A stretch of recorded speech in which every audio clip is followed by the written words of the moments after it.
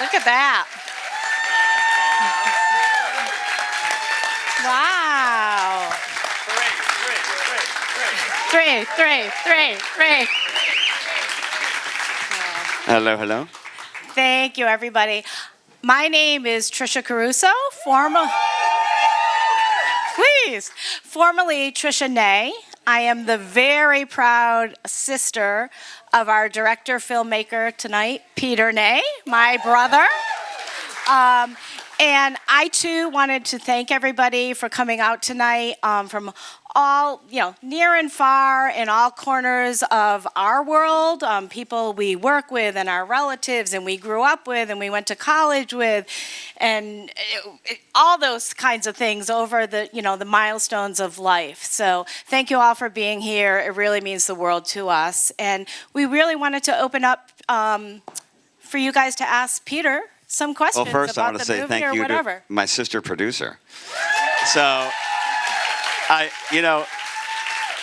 we've been going around the country, and you've got a gang of people from Buffalo. We do. Say hello. 3 groupies. The groupies, they've literally followed us around the whole country, and we're ending up here in New York. So it's been amazing. So love your support. You've been great. Thank you. That's nice. So anybody have any questions? I have the first question, actually. I've been asking him this question every time we've seen the movie. Great actors, all that. I didn't get a part. Like, where's my part? But we can't seem to find that answer. So anybody in the audience have a question? Namie. I'll bring a mic to you. 1 moment. Like the Donahue. Really hit home. Thank you. Kind of a lesson for all of us. Last day, you had him wear a Vincent van Gogh T-shirt. Is that a reason, or was it just what was available? That was available, believe it or not. And I wish there was more of a story with that. We actually couldn't find it on the last day. It was a panic because we had to match them. But yeah, that was just a total coincidence. But I'm glad you recognized that. I like that. Thank you. I'm exhausted with emotion. That was unbelievable. Oh, thank you so much. You said in the beginning, this is your film. Did some part of this happen to you? Were you paralyzed for a while and then came back? No, I read a short story by Helen Phillips called Knowers, and it was basically a futuristic story about knowing the day you die. It's like going into an ATM at 18. And it was an interesting short story. And I took that concept, and I was connected with a writer in East Texas, Michael Ward, and we wrote, interestingly enough, we wrote a short film on the idea of dying in 3 days. And we shot just the short film. Most people shoot, write a full script and then shoot a part script to raise money. We just wrote and shot a short film, 14 minutes. And basically the short film is the whole bar scene. It's when he enters the bar and leaves the bar. And the short film did really well. And people started saying, well, where's the whole film? And I called Michael. I said, we better start writing the whole film. So that's what came out of it, which is great. So it was amazing. I hope that answered your question. Question here? From my husband. It was a 11-day shoot. Yeah, it was very intense. And we had a lot of obstacles that hit us. The classroom, we lost the classroom that you see in the movie. We got that at the end of a day, at second half of a day, because the first half we were shooting in another school, and someone didn't tell the boss that we were filming, and the boss showed up and said, "Nuh-uh." And we were like scrambling, so we found that location. And also the mountain scene was a total accident. We were supposed to go zip lining, and there was a fire, forest fire, so we couldn't go to the zip lines. And someone said, hey, I know this great park with a view. And we're like, here we go. So a lot of great accidents that worked out. Excellent. Excellent film, Peter. 11 days to shoot. What is the editing process look like, and how long does that take? Well, a lot of people here are in the business, so they know it's usually a year for post on a film. We finished shooting July of 2024, and we were done editing by the end of the year. So 6 months. We didn't have the money or the resources to keep going, so we were lucky to get a lot of people to help us with post. The music's amazing. We actually have we're working with ELO right now to try to get the rights, but we have the festival rights. I know it's $500 for festival rights, and it's like $50,000 for real. So we're working out a deal with them. Hopefully they'll be a little nicer to us. We'll see. Hey, Peter, can you tell us a little bit more about the music from Ray and all that? Oh, Ray Holiday. Yeah, so he was a Fredonia. For my Fredonia people, Ray Holiday. Do you guys remember Chris? Ray was, he passed away unfortunately, but we tracked his sister down in Connecticut, and she gave us permission for all the music. And so we used, I think, 3 or 4 songs from Ray, and it really means great. a lot. It's great to have Ray in it. So, Rob Valley. Get the mic up there. It's like Donahue. I'm not like a mic. I love your cast. How did you go about casting? And the actress and actor were so good. Great question. Caleb, well, this is a whole process on Zoom. So you get, a casting agent, and you get all kinds of, entries. This is after COVID, so people were ready to work, and so we got a lot of interested people. Funny story, Caleb, we narrowed down and liked him a lot, so we hired him. Anna Grace was a total accident. So I first read the first draft of the script after I saw Jesus Revolution on Netflix, and she was the star. And she was fantastic, and I said, if I could have her, it's a dream. So I put her on all promotional material for the investors. Oh yeah, can you get her? Oh yeah, we can get her. So we found out soon enough that she was an offer only, and I didn't know this as a first-time director on a feature, that some their agents make them seem bigger than they may be, and she won't read for you. So you just make her an offer. I'm like, well, I'm not going to do that for the first time I'm doing a movie. So I wanted to read somebody. So I went through a bunch of actresses, found one. We hired her and booked her, and then we didn't hear from her agents for a few weeks, and we said, uh-oh, something's up. And finally found out that Ryan Murphy had snatched her for one of his projects. Well, she's going to go with Ryan Murphy over me, obviously. I wouldn't. So we lost her 3 days before filming, which is amazing. So on a Friday night, our friend John called. He said, I'm going to call Anna Grace's manager. Who knows? Let's just see what happens. And he got her number, got her on the phone. She was wonderful, but a classic Hollywood agent manager. And I love you guys. I love you guys. And we did this whole talk with her on a Friday. She said, Anna's getting on a plane right now to Italy. And I'll get her the script. She'll read it by the time she lands. And we'll see what she says. Great. So hardly slept that night. Next morning, the phone rings. She wants to do it no matter what. She was dying to do it. I said, that is amazing. I'm so happy. This is the person I really wanted. When is she back from Italy? So luckily she wasn't going there to film. She was going for a quick wedding. We had to adjust the schedule a little bit and bring her in a little later, but it was great. And she was amazing to work with, just a total pleasure. Right now, actually, we're talking, she's doing Ragtime. She would have been here tonight, but she's starring in Ragtime down the street. On Broadway, yeah. So she's doing that. And Caleb just did a film with M. Night Shyamalan. So they're all, maybe I spawned something. Big star, big director. Yeah. You what? Big star, big director. Big stars, yeah. Who knows? It's all good. All right. How many more do we want to do? More questions. I got a quick one. I know Devin's got one. You actually, so you reshot the whole scene that you had done the short film of? Oh yeah, we did. What was it like revisiting that and shooting? It was great again? because I knew exactly what I wanted. Okay, great. I rehearsed the whole thing. It was beautiful, and I had worked on it for a long time. But we had different actors, so we didn't bring it back any of the actors.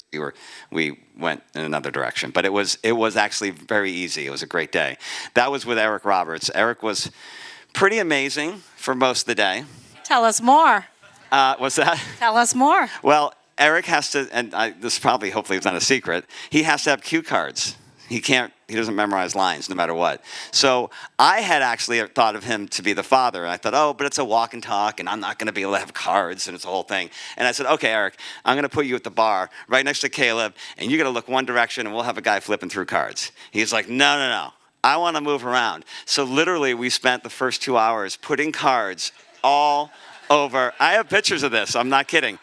All over. So you see him spin around. He's looking at his next card. And my poor guy, the camera guy, was like, how am I going to shoot this? I got cards everywhere. But we managed to work it out. He was great. It got tricky with him at the end of the day. So our film, if you didn't know this, he's done 746 films. Right. So ours was probably 747. So he's used to the game of waiting. I mean, that's what this business is. And he didn't like waiting 3 hours because I didn't want to move, blah, blah, blah. And he came in at the end of the night. The last scene you see him in with the wink was the last thing we shot with him. And he was mad at me. So he comes walking, and he goes, "You lost me, boss." I'm like, what? You lost me. I can't sit for 3 hours, you know? You lost me. And I'm like, okay. Like, I'm just trying to, you know. And I go, well, my AD goes, "Oh, no. You're the director," right in front of everybody. I said, okay, I'll take it. I needed him for that last shot. I wasn't going to, so he did pull it together. Once you say action, he's with you. But then he just walked out the door. I was like, okay. I guess he won't be hanging out with Eric, but anyway. And the wink was a last addition. Fun fact, we did a take without it, and I said, do one with the wink because it brings the audience in, it breaks the fourth wall, so it was kind of cool. Anyway. You what? Point to me. We did travel the country. Yeah, the Buffalo gang came with us everywhere. Thank you, guys. We traveled the country. We did LA last Tuesday, and we're kind of ending it now. We've won 8 awards. It's been so it's been great. We're really happy. Those are some of the awards. But we're making deals right now and talking to distributors and the right people. So it's moving forward. So it's great. Thanks for the candy. Oh, that's her. Oh. For the candy? Movie snacks. That's it. Yeah. We'll wrap it up a couple more. Oh, Kristen Cassie? Wow. Thank you. When you guys were in the writing process, did you know from the beginning what the ending was, or how did you find the journey to how you wanted to conclude it? We didn't know the ending till we were editing. We shot it all, and I had this editor at the end. Well, he was going to die originally. And I had a few sleepless nights, and I was like, I don't know if I can kill this. This is like a horrible. And people were like, movies end that way? And I'm like, yeah, but I don't want to do that. So we evolved, and while editing, we kind of changed things up, and we shot a couple extra things just to be safe. Good question. So I will say this. Did you know the ending? I've seen the movie like five times. 6 times, Yeah, 5 yeah. times. I don't know the ending every time. Every time I'm like, oh, what's going to happen? And he lives. So Well, good. it's I'm glad. interesting. I went through this process shooting it because the day before I was like, oh my, so he's running, a car crashes. Why wouldn't he go help the lady? Like, it's so weird that he keeps running. But we tried to emphasize the earbud, and then the music's loud, so he didn't hear the crash, theoretically. Movie magic. You got to suspend disbelief a little bit. Anyway, we could wrap up with 1 or 2 more, maybe.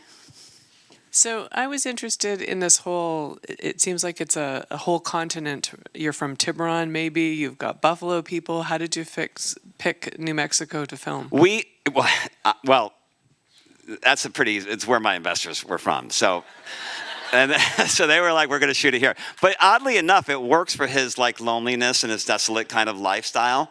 And so all those great, by the way, fun fact, the last in LA, somebody asked this, all the scenery shots, those great sunset shots, my director of photography is a great guy, and he'd go out to smoke once in a while, and he'd come running back in, grab the camera. So that's how those shots, nothing was planned, trust me. Got one more up there. All right, one more. We can end it with this. Thank you, guys. You guys are amazing. I wish I took you to all these cities with me. Hi, I'm one of Tricia's colleagues. Yeah. So we are big My fans. manager. Are you the boss? No. Oh. All right. Well, yeah. My question is, you said at the beginning you've been doing reality TV for 25 years. Yes. This is a change. What was the catalyst for saying this is the time? And I'm wondering if there's any connection with 3 days, like making a big change. No connection with the 3 days, but I got to tell you, I've done thousands of hours of television. Bob Kirsch, a few of you in the audience, I've worked with plenty of times. And there's a couple things, television's a producer's medium. Bob, we were just talking about this. And so I come in as a director, and I just get handed, make this look good, and I shoot it for 2 or 3 weeks, and I leave, and I don't get to do the post on this. This was a pleasure for me. I did, from the very first thought till the very end, was all mine. And I didn't have a network over me, which some of my colleagues are used to. Nobody was giving me notes. I did, I showed some people, and obviously, because when you're so close in it for 6 months, you're like, oh my God, does this make sense? Somebody tell me, and I'd get a little bit of feedback, but to have that just so great to be able to do that, which I'm not used to, And the other thing is, I was telling Bob this earlier. All this television we do is great and everybody sees it at home, but to sit in an audience with a group of people, I still get chills. It's just amazing. So anyway, we should wrap it up. And we're out? We should wrap it up. It's All great. right. Uh-oh, Elaine, one okay. more. I found the art breathtaking. I was going to say, how did you choose that style? Okay. This is not, so people may not like this too much. It's AI. AI did the art. Why? Tell them why. The writer came in one day with the art pieces and said I had these done, and I asked him they look great. I said, this is great, let's do it. I mean, we don't have time or money to think about things, and we're moving quick. And he told me later, AI did them all, and I was like, okay. He literally, there was a service you can go to online, and this is what we're looking for, and I think he sent in her photo. That's why there's that. And if the art on the wall, when he goes, art is education, that was never on the wall. It was all done in post. So as my friends know, so I shot the front of him, spray painting, and did that whole sequence, but the shots were always locked off of the wall itself, and we did that in post. Anyway, movie magic. Very good. I want to acknowledge you guys are amazing. The Buffalo crew, I love you. The Fredonia crew, my TV crew. I love you guys for coming. Friends from long ago. I mean, people I haven't seen in 30 years. Thank you so much. My wife threw a killer party, and she's been a great support. I want to thank her. My sister's a great producer and colleague. Who am I forgetting? Am I forgetting anybody? Everybody in this room. Thank you guys, so much. Thank you all for coming. Thank you. Great.